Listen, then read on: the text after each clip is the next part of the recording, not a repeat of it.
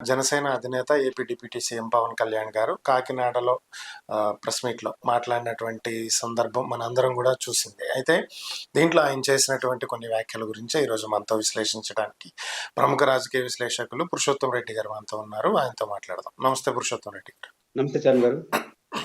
Sir, Pawan Kalyan గారి press meet మనందరం కూడా చూసాము. సో ఓవరాల్గా దాంట్లో ఆయన ఈ క్రైమ్కి సంబంధించినటువంటి అంశాలని ఎక్కువగా ప్రస్తావించడం జరిగింది. విజయవాడలో జరిగినటువంటి లాకప్ డెత్కి సంబంధించి కూడా ఆయన మాట్లాడారు. కులాన్ని అంటగట్టద్దు క్రైమ్కి, ఎందుకు నన్ను దీంట్లోకి లాగుతున్నారు అంటూ ఆయన ప్రధానంగా ప్రస్తావించారు. దీంతో పాటుగా ఆయన వైసీపీని కూడా దీంట్లో టార్గెట్ చేస్తూ మాట్లాడినటువంటి సందర్భాలు ఉన్నాయి.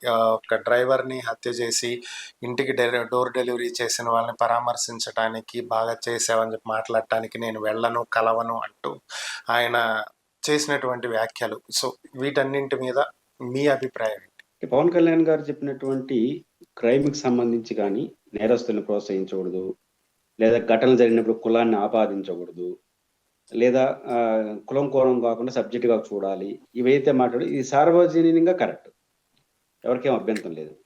ఎవరు చెప్పదలుచుకున్నారు ఈ విషయం అని నాకు అర్థం కాదు. ప్రతిపక్షాన్ని చెప్పదలుచుకున్నారా, ప్రజలకు చెప్పదలుచుకున్నారా, మీకు మీరు చెప్పదలుచుకున్నారా అని అర్థం కావట్లేదు. తప్పించుకునే ధోరణి కనిపిస్తుంది. ఇది సాధారణ విషయాల్లో ఒక సెమినార్ జరిగేటప్పుడు ఒక ప్లెయిన్ సబ్జెక్ట్ ఉన్నప్పుడు ఇది కరెక్ట్. ఒక ఘటన జరిగింది, ఆ ఘటన పైన ఈ ఉపన్యాసం కుదరదు. ఆ ఘటన జరిగినప్పుడు మీరేం చేయాలి? ఆ ఘటన పైన ఫర్దర్ యాక్షన్లోకి వెళ్ళిపోవాలి. చేసేసి ఇది మా స్టైలు, కులం దీంట్లో ఏం చూడము అని పర్ఫెక్ట్గా డీల్ చేయాలి. ఆ తర్వాత సిద్ధాంతం చెప్పండి. ఈ సబ్జెక్ట్ మీద జగన్మోహన్ రెడ్డి గారు వాళ్ళ తల్లిని కలిసేంత వరకు కోర్టులో ఏబిఎస్ కార్పొరేట్స్ పిటిషన్ 29 తేదీతో వాయిదాకు వచ్చేట్టుగా ఉంది. అది ఒక పిటిషన్ వేసిన వారాలు జరిగిన ఇంతవరకు ఒక పిటిషన్ వేయకుండా జగన్మోహన్ రెడ్డి గారు కలిసేంతవరకు ఒక వాదన, జగన్మోహన్ రెడ్డి గారు వాళ్ళ తల్లిని కలిసిన తర్వాత అంతకుముందు సస్పెండ్ చేసినారు, ఆ తర్వాత మర్డర్ కేసు, సాక్ష్యాలు తెలిపేసిన కేసు, ఇప్పుడు తాజాగా సిట్ వేస్తున్నారు అంటున్నారు.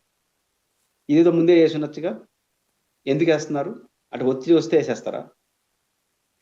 కాబట్టి పవన్ కళ్యాణ్ గారు వీటికి సమాధానం చెప్పాలి. మీ ప్రభుత్వం సాఫీగా తన పని తాను చేసుకొని పోయి ఉంటే, ఇప్పుడు ఆ తల్లి ఏబిఎస్ కార్పొరేట్ ఇచ్చింది, వెంటనే ఇంటెలిజెన్స్ రిపోర్ట్ తీసుకొని ఇందులో ఏమైనా సిఐ పాత్ర ఉందా, పోలీసులు అంటే ఇమీడియట్ వాళ్ళు సస్పెండ్ చేసాడు, బారేసి సిట్ వేసి ఉంటే పర్ఫెక్ట్గా ఉండేది. అది ప్రజాస్వామ్యం, నమ్మకం కలిగి ఉండేది, మీకు ఇబ్బందులు వచ్చినది కాదు. వివాదం అయిన తర్వాత సిట్ వేస్తున్నారంటే ఏం జరిగినట్టు? అంటే సమాచారం ఉండదా ప్రభుత్వానికి? ఎవరు ఏం చేశారు? పోలీస్ స్టేషన్ ప్రభుత్వ అజమాయిస్తున్న పోలీసులో ఏం జరిగింది కూడా ప్రభుత్వానికి తెలియదా? తెలియకుండా ఆ పై అధికారులు ఉన్నారంటే అధికారుల పరిస్థితి ఏంటి? ఇదంతా నష్టం కదా. కానీ పవన్ కళ్యాణ్ గారు వీటికి సమాధానం చెప్పాలి.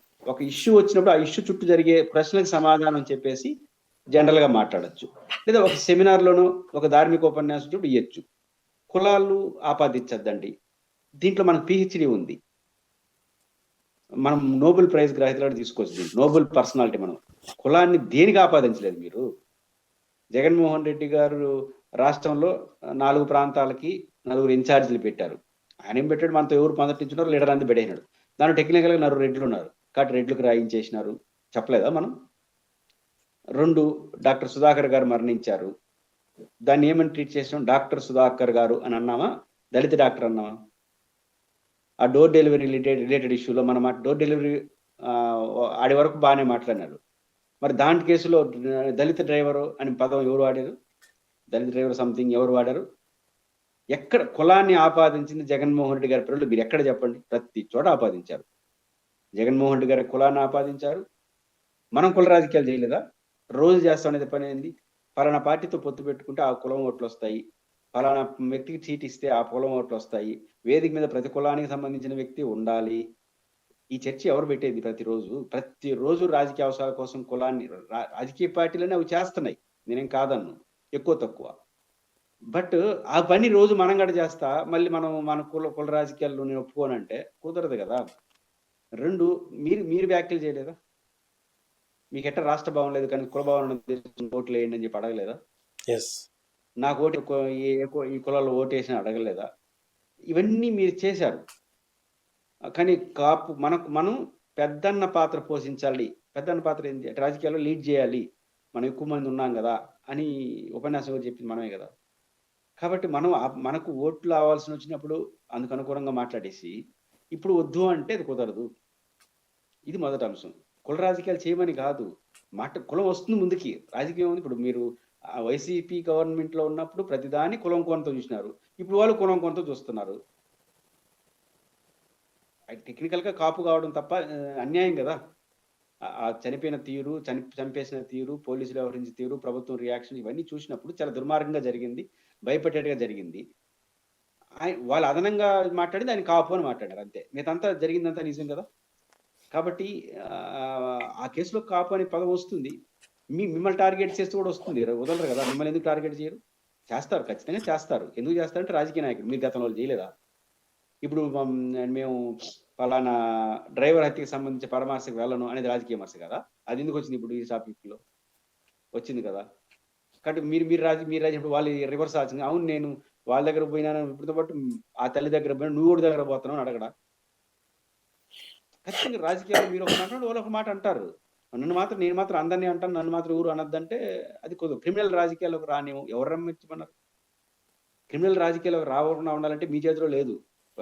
పవన్ కళ్యాణ్ గారికి నిబంధనలు ఎంత తెలుసో నాకు తెలీదు గానీ, క్రిమినల్స్ రాజకీయాలు ఒప్పుకోను. మీ చేతిలో ఎవడిచ్చాడు? ఎప్పుడు రానియరంటే మీ చేతిలో ఉన్న ఒక పని చేయండి. వాళ్ళ క్రిమినల్స్ అని నిరూపించేసేయండి.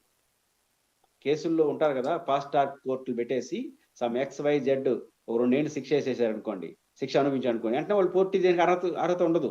అది తప్ప నువ్వేమి చేయలేవు. 100 కేసులున్నా మన ముఖ్యమంత్రి గారు బెయిల్‌లో లేరా? జగన్మోహన్ రెడ్డి గారు బెయిల్‌లో లేరా? రేవంత్ రెడ్డి గారు ఎన్ని కేసుల్లో ఉన్నారు? ఆయన టాప్ కేసులున్నాయి. కాబట్టి కేసులు ఉంటే ఏం గాదు. మీరేం జేయలేరు. 100 కేసులున్నా శిక్ష పడితే 2 ఏండ్లు ఆ పైన అప్పుడు పోటీ చేయడానికి అర్హత ఉండదు.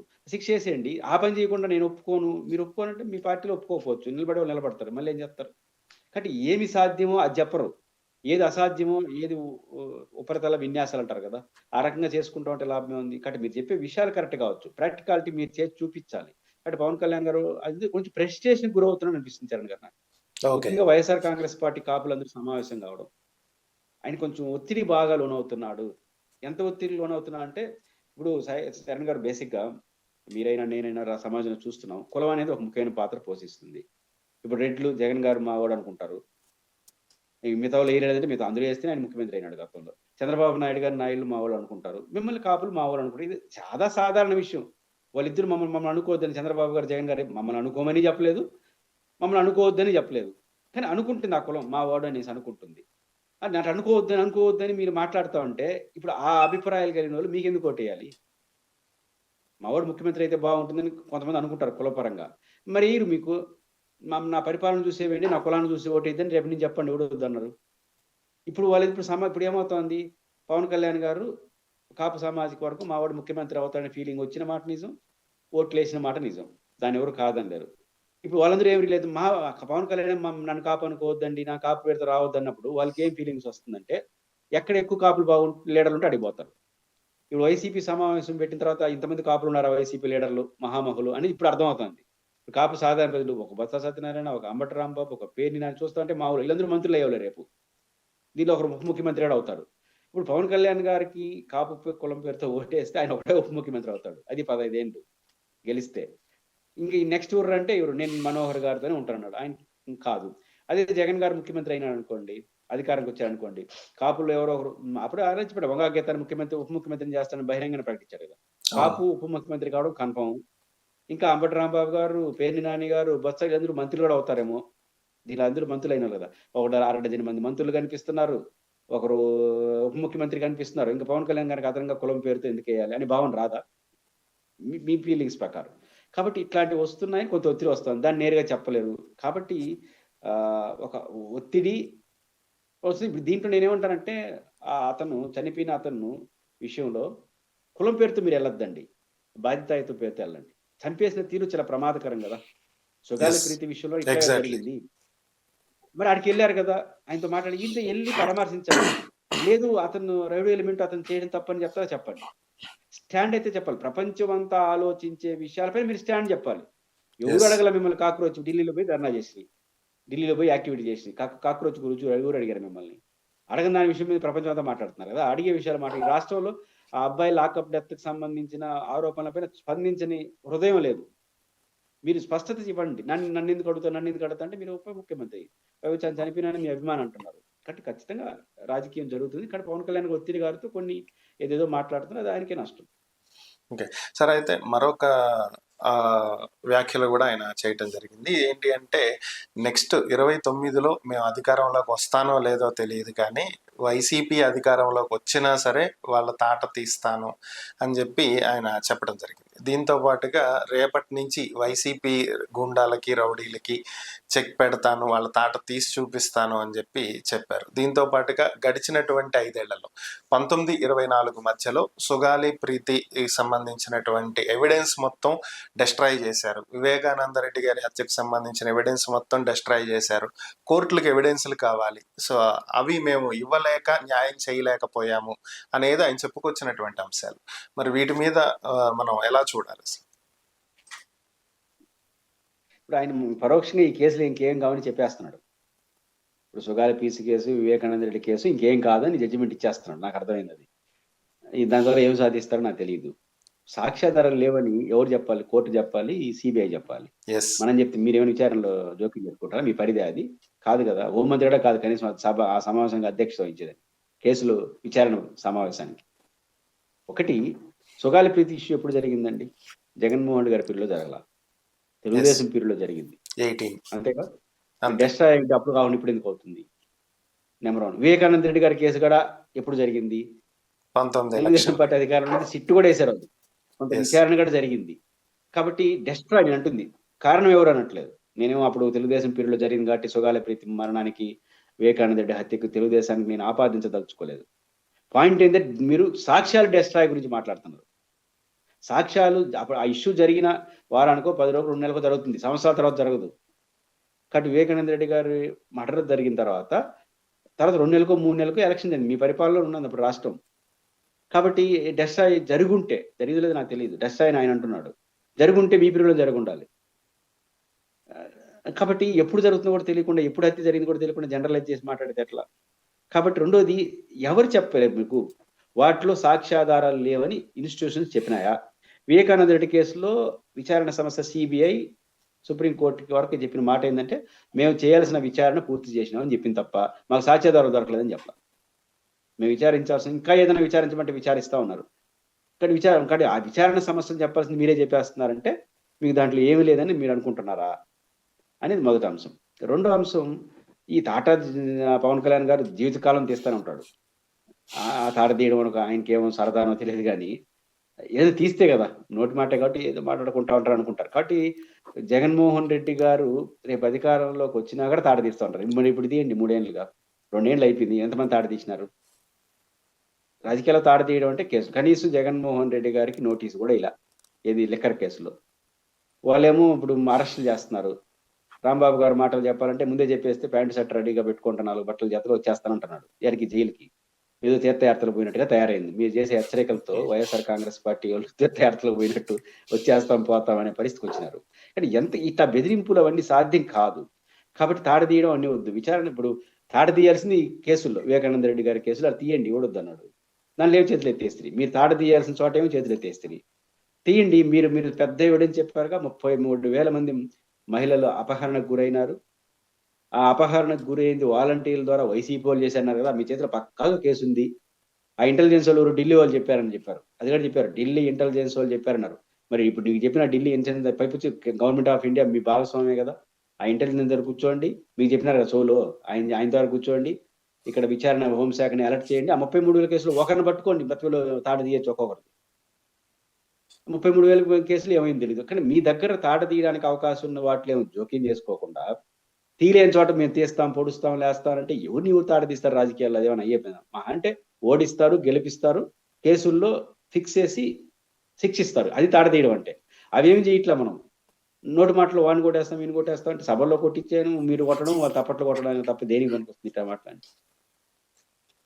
సార్, చివరిగా ఒక ప్రశ్న. మనకి ఇక్కడ లాకప్ డెత్ కి గురైనటువంటి సాయి కృష్ణ తల్లి గారు సీఎం చంద్రబాబుని కలవటం జరిగింది. ఆ తర్వాత ఆమె మీడియాతో మాట్లాడుతూ సీఎం గారు మాకు న్యాయం చేశారు, మేము ఆశించిన న్యాయం జరిగింది, నా బిడ్డకి న్యాయం జరిగింది అంటూ ఆమె వ్యాఖ్యలు చేయటం జరిగింది. సో దాదాపు దీంతో ఈ కేసు ఒక కొలిక్కొచ్చేసింది అని చెప్పి అందరం భావించినటువంటి పరిస్థితి. దానికి కంప్లీట్ కాంట్రడక్టరీగా నిన్న పవన్ కళ్యాణ్ గారు చేసినటువంటి వ్యాఖ్యలు, క్రిమినల్ని క్రిమినల్ లానే చూడాలి, కులాలు ఆపాదించవద్దు, చట్టం దానికి సంబంధించినటువంటి చర్యలు తీసుకుంటది, ఎవరి కోసమో కూడా నేను ఫోనులు చేయను, పైరవీలు చేయను, ఎవరిని వదిలేయండి మా వాళ్ళు అని చెప్పను, ఇలాంటివి ఏది కూడా నేను చెయ్యను, ఖచ్చితంగా తప్పు తప్పే, అది ఎవరు చేసినా తప్పే అని ఈయన ఇంకో వర్షన్ అయితే తీసుకొచ్చారు ఓవరాల్గా. అంటే దీన్ని ఎలా ప్రజల్లోకి తీసుకువెళ్ళాలి అనేది ఒక ప్లానింగ్తో ఏమైనా కూటమి ప్రభుత్వం ముందుకు తీసుకెళ్తుందా? అసలు ఈ కేసులో న్యాయం జరిగే అవకాశాలు ఉన్నాయి అంటారా? కేసు ఇప్పుడే ప్రారంభమైంది, ముగిసిపోయింది కాదు. వారి తల్లి చెప్పిన లాకప్ డెత్ కేసు కానీ మర్డర్ కేసు పెట్టారు. కోర్టులో హెబియస్ కార్పస్ పిటిషన్ ఉంది. ఆ హెబియస్ కార్పస్ పిటిషన్లో ప్రభుత్వం చెప్పబోయేది ఏంటి? కన్సల్ట్ హెచ్ఓడి సిఐ మీద అనుమానంతో ఆల్రెడీ మర్డర్ కేసు పెట్టాం, సస్పెండ్ చేసినాం, సాక్ష్యాధారాలు చెరిపేసినారు అంటారు. అప్పుడు కోర్టు సహజంగా ఒక ప్రశ్న వేసే అవకాశం ఉంది. అదేంటంటే, మర్డర్ కేసు ఎప్పుడు పెట్టారు? మొన్న పెట్టారు. హెబియస్ కార్పస్ పిటిషన్ ఎప్పుడు వేశారు? ఒక 2-3 వారాల క్రితం వేసినట్టున్నారు. హెబియస్ కార్పస్ పిటిషన్ వేసిన ప్రభుత్వం స్పందించాలి కదా. 2-3 వారాల్లో ఇట్లా మర్డర్ కేసు పెట్టారంటే మీకు ఆ సిఐ మీద అనుమానం ఉంది లేదా ఆధారం ఉంది, పెట్టారు, బాగానే ఉంది. 3 వారాల క్రితం ఎందుకు పెట్టలేదు? అంటే సిఐ ఈ విషయంలో పాల్గొన్నాడు అని కేసు పెట్టారంటే మీకు తెలీదా? 3 వారాల నుంచి ఇక్కడ తెలియలేదంటే పోలీస్ వ్యవస్థ ఏం చేస్తున్నట్టు? ఒక పోలీస్ స్టేషన్లో ఇవి జరిగినప్పుడు ప్రభుత్వానికి సమాచారం ఇవ్వాలి కదా. ఆ పైన ఉన్న అధికారులు, పోలీస్ అధికారులు కానీ వీళ్ళందరూ ఇరుక్కుంటారు. కాబట్టి అందుకని ప్రభుత్వం ఇప్పుడు సిట్ వేసేట్టుగా ఉంది. అంటే ఈ కోణాన్ని కూడా విచారిస్తాం అంటే ప్రాపర్ ఇన్ఫర్మేషన్ ఇవ్వలేదు కదా, అందువల్ల సిట్ వేసి దానిపైన నడుపుతున్నారు. కాబట్టి వన్స్ కేసు కట్టిన తర్వాత సిఐ పైన 2 హెబియస్ కార్పస్ పిటిషన్ నడుస్తూ ఉంది. 3వది అన్నిటికన్నా మించి సిట్ వేశారు. అంటే దీని వెనకాల ఇంకేమైనా జరిగిందా? ఇన్ని రోజులు చెప్పలేదంటే గ్యాప్ అని. ఇది ఎప్పుడు ముగిసేది? కేసు కొనసాగుతుంది, మళ్ళీ ప్రభుత్వం మారిందంటే మరింత సీరియస్ అవుతుంది. కానీ ఖచ్చితంగా ఈ కేసులో ఎవరో ఒకరు సీరియస్ మూల్యాన్ని చెల్లించుకోక తప్పదు.